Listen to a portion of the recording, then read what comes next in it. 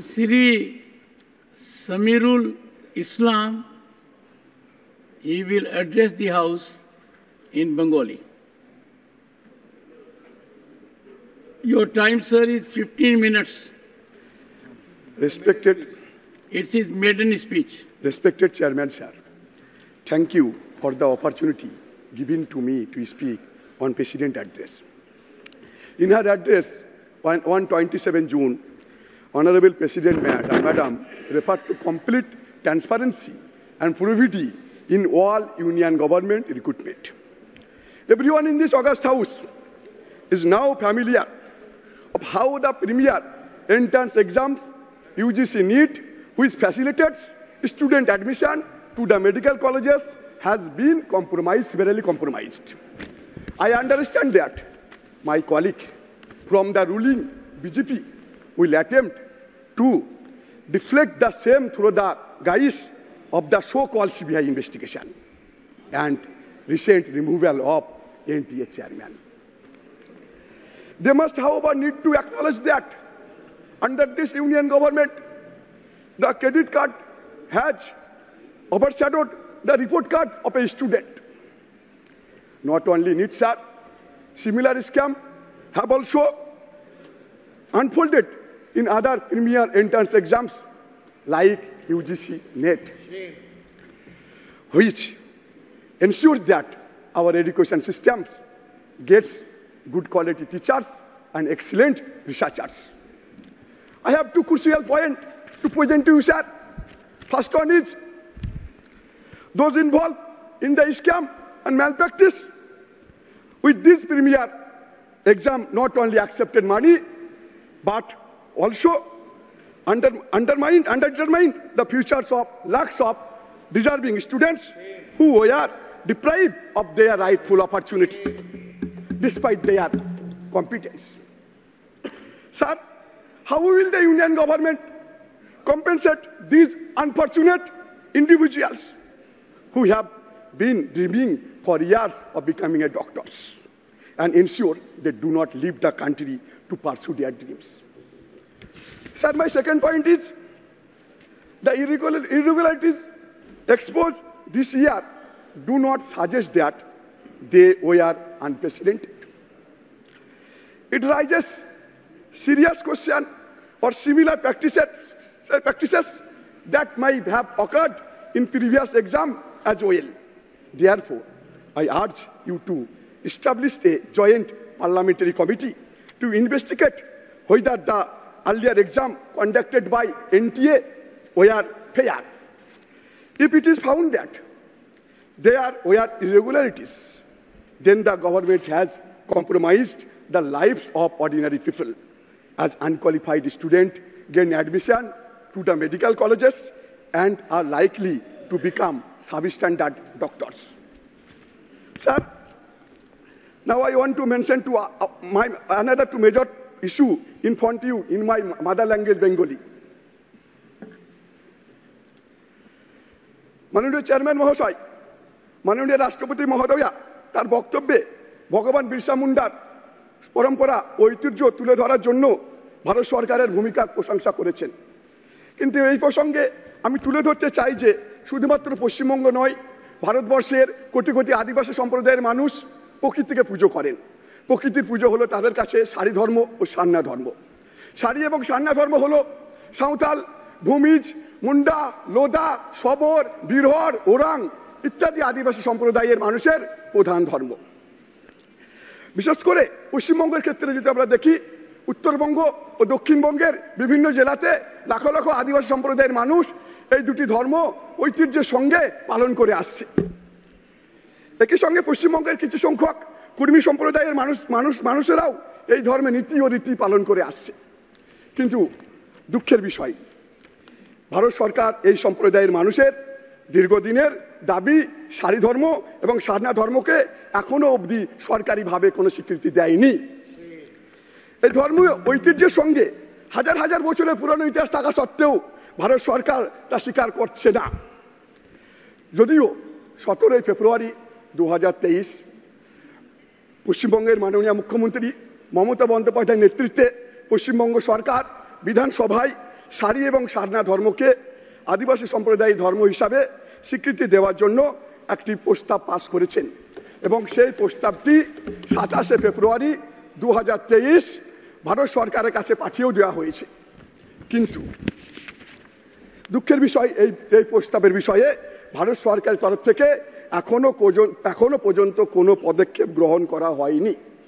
ভারতের সংবিধান অনুসারে যে কোনো মানুষের ধর্মবিশ্বাস ও অনুশীলনের মৌলিক অধিকারের মধ্যে পড়ে, অথচ কোটি কোটি আদিবাসী সম্প্রদায়ের মানুষেরা যিনারা সারি এবং সারনা ধর্মের অনুসারী, তাদেরকে বঞ্চিত করছে এই ভারত সরকার।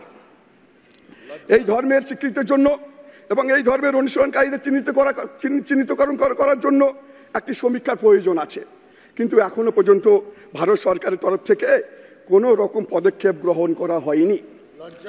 গভীর দুঃখের বিষয় যে পশ্চিমবঙ্গ সরকারের পক্ষ থেকে একটা সুনির্দিষ্ট প্রস্তাব থাকা সত্ত্বেও ভারত সরকার সারি এবং সারনা ধর্মকে পৃথক ধর্মীয় কোড হিসাবে মনোনীত করার জন্য কোনো বাস্তব পদক্ষেপ নেয়নি।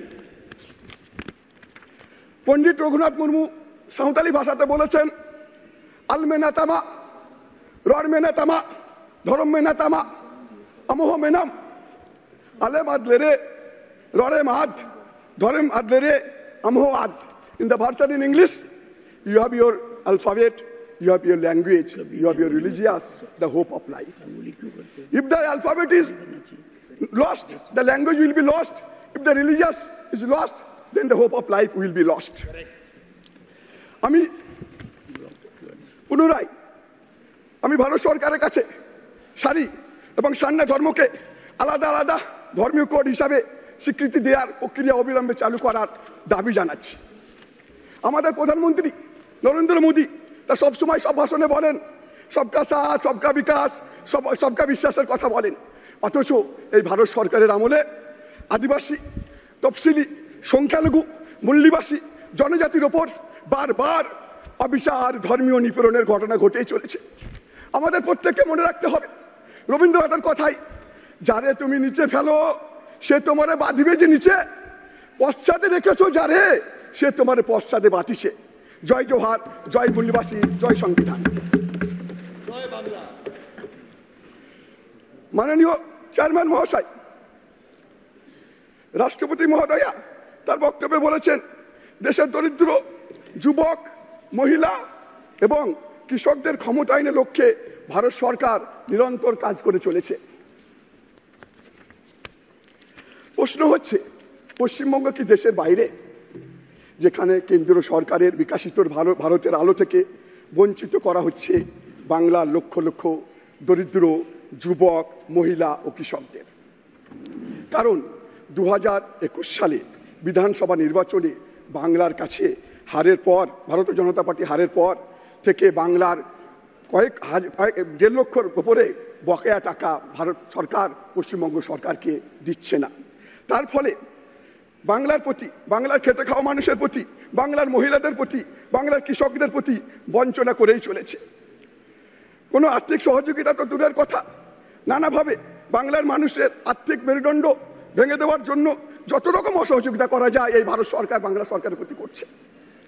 কেন্দ্র যুক্তরাষ্ট্রের যে কাঠামো বুলডোজার চালিয়ে বাংলার লক্ষ লক্ষ গরিব খেটে খাওয়া মানুষের পরিশ্রমের টাকা থেকে বঞ্চিত করছে এই ভারত সরকার।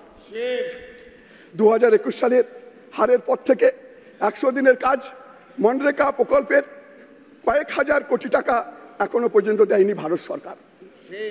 এই বকেয়া টাকা দেওয়ার দাবিতে দিল্লিতে আমরা তৃণমূল সাংসদ থেকে বিধায়কেরা অবস্থানে বসেছিলাম। কেন্দ্রের কৃষিমন্ত্রী দেখা করার সময় দেননি, কেন্দ্রের কৃষি প্রতিমন্ত্রী তো দেখা না করার জন্য ঘন্টার পর ঘন্টা আমাদেরকে বসিয়ে রেখেছিল। তার পরিবর্তে আমাদের কপালে জুটেছিল পুলিশের লাঠি এবং আমাদের মহিলা সাংসদরাও বাদ যাননি। দিল্লি থেকে কলকাতা পর্যন্ত আমরা আন্দোলন করেছি। রাজ্যপাল কথা দিয়েছিলেন 100 দিনের বকেয়া টাকা যাতে ভারত সরকার পশ্চিমবঙ্গ সরকারকে ফেরত দেয়, তার জন্য আমরা দিল্লিতে তদবির করব, কিন্তু এখন আমরা সেই টাকা পাইনি।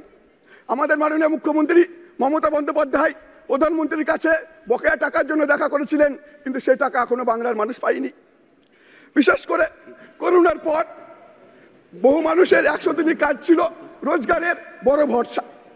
সেই মানবিক কথাটুকুও পশ্চিমবঙ্গ সরকারের প্রতি ভারত সরকার দেখায়নি। টাকা দেওয়ার নামে চলল শুধু তারিখ পে তারিখ, তারিখ পে তারিখ, তারিখ পে তারিখ। এমন একটা ধারণা তৈরি করা হলো যে বিজেপিকে কেন তোমরা ভোট দাওনি, তার মাসুল বাংলার মানুষ এখন গোনো। এটাই হচ্ছে বাংলার মানুষের প্রতি কেন্দ্রীয় সরকারের মনোভাব। কিন্তু বাংলার মানবিক মুখ্যমন্ত্রী মমতা বন্দ্যোপাধ্যায় ভারত সরকারের ওপরে ভরসায় না থেকে 100 দিনের কাজের এই কোটি কোটি মজুরির টাকা রাজ্যের কোষাগার থেকে ইতিমধ্যে প্রায় সবারই অ্যাকাউন্টে পৌঁছে দিয়ে কথা রেখেছে। শুধু তাই নয়, ভারত সরকারের উপর ভরসায় না থেকে 50 দিনের কাজের গ্যারান্টি দিয়ে রাজ্যে চালু করছে কর্মশ্রী প্রকল্প। বাংলার প্রতি বঞ্চনা এখানে শেষ নয়। বন্ধ রাখা হয়েছে আবাস যোজনার টাকা, বন্ধ রাখা হয়েছে গ্রামীণ সড়ক যোজনার টাকা, বন্ধ রাখা হয়েছে জাতীয় স্বাস্থ্য মিশনের টাকা, বন্ধ রাখা হয়েছে সর্বশিক্ষা মিশনের টাকা, বন্ধ রাখা হয়েছে খাদ্য সুরক্ষা প্রকল্পের মতো রোজগারের টাকা, যেখানে গরিব মানুষদের ক্ষমতায়নের জন্য এই প্রকল্পগুলি তৈরি করা হয়েছিল। ইয়াস রেমেলের মতো ঘূর্ণিঝড়ের পরও রাজ্যের ক্ষতিপূরণের জন্য ভারত সরকার কোনোভাবে ভারত সরকারের তহবিল থেকে আমাদের বাংলা তহবিলে কোনো টাকা পৌঁছায়নি। দেশের বাকি সব রাজ্যে যেখানে বিজেপি আছে, যেখানে দুর্নীতি আছে, অথচ এই প্রকল্প থেকে দুভাগ তুলে টাকা দিচ্ছে এই ভারত সরকার। বাদ শুধু বাংলার খেটে খাওয়া গরিব মানুষ। যেখানে বাংলা নারীর ক্ষমতায়নে পশ্চিমবঙ্গের সরকার যখন দেশ ও দেশের বাইরে স্বীকৃতি পেয়েছে, কন্যাশ্রী প্রকল্প যেখানে রাষ্ট্রের নারী শিক্ষার অগ্রগতির ক্ষেত্রে সেরা শিরোপা পেয়েছে, যেখানে কৃষক থেকে পরিযায়ী শ্রমিকদের উন্নয়নে বাংলা যখন দেশের মধ্যে মডেল হয়ে উঠেছে, তখন ভারত সরকার কেন বঞ্চনা করবে? প্রশ্ন এখানেই। মাননীয় মহাশয়, কেন্দ্রের কাছে আমার প্রশ্ন, দেশের অমৃতকালে ভারত সরকার যখন অমৃত মহোৎসবের কথা সব জায়গাতে বলে বেড়াচ্ছে, অথচ দেশের স্বাধীনতা আন্দোলনে অগ্রণী ভূমিকা নেওয়া বাংলার মানুষ আজ ভারত সরকারের কাছে বঞ্চনার শিকার হচ্ছে। বিবেকানন্দ, রবীন্দ্রনাথ, বঙ্কিমচন্দ্র চট্টোপাধ্যায়, নজরুল ইসলাম, সুভাষচন্দ্রের পুণ্যভূমি এই বাংলা। শহীদ মাতঙ্গিনী হাজরা, ক্ষুদিরাম বসু, বিনয় বাদল দিনেশের মতো কত কত শহীদ এ দেশের স্বাধীনতার জন্য প্রাণ বলিদান দিয়েছে, অথচ আজকে ভারত সরকারের স্বাধীনতার অমৃতকালে বাংলাকে এভাবে বঞ্চিত করছে। প্রধানমন্ত্রী যখন বাংলাতে নির্বাচন আসে, প্রধানমন্ত্রী নরেন্দ্র মোদীর বাংলার প্রতি ভালোবাসা বেড়ে যায়। তাই বিভিন্ন নির্বাচনের আগে কখনো তিনি কবি রবীন্দ্রনাথ ঠাকুর সাজেন, কখনো তিনি স্বামী বিবেকানন্দ সাজেন। তেনার বাংলার প্রতি এত ভালোবাসা। এবার তো সব সীমানা ছড়িয়ে গেল। এবার কি করলেন? এবার নির্বাচনের প্রাক্কালে তিনি বললেন যে বাংলাকে তিনি ভীষণ ভালোবাসেন, তিনি বাংলাতে পরবর্তীকালে জন্মগ্রহণ করতে চান। আচ্ছা, ভালো কথা। তিনার যদি বাংলার প্রতি এত ভালোবাসা, তাহলে বাংলাকে তিনি এত বাংলার খেটে খাওয়া গরিব মানুষের লক্ষ লক্ষ মানুষকে কেন এভাবে বঞ্চনা করছেন, কেন অপমান করছেন, কেন ন্যায্য অধিকার থেকে বঞ্চনা করছেন? এটা ভাবার অনুরোধ নয়, আপনার কাছে আমরা দাবি জানাচ্ছি। মহামতি গোখেল বলেছিলেন, what's Bengal thinks today, India thinks tomorrow. অথচ স্বাধীনতা ৭৭ বছরের পর বাংলার মানুষের ন্যায্য পাওনাকে ভারত সরকার কেন বিভ্রান্তিসুলভ ব্যবহার বন্ধ করে, সে আমি দাবি জানাচ্ছি। বাংলার মানুষকে ভাতে মারার চক্রান্ত যেভাবে ভারত সরকার করেছে, যেভাবে স্বাধীনতার আগে বাংলার মানুষকে ভাতে মারার চক্রান্ত করেছিল ইংরেজরা, সে একই রকম যাতে আচরণ না করে, সেই দাবি আমি জানাচ্ছি। এবং বাংলার যে বকেয়া টাকা, যে পাওনা টাকা, যেটা আমাদের অধিকারের টাকা, যেটা বাংলার মানুষের ট্যাক্সের টাকা, সেই টাকা যেন ভারত সরকার তাড়াতাড়ি ফিরে যায়, সেই দাবি জানিয়ে আমি আমার বক্তব্য শেষ করছি।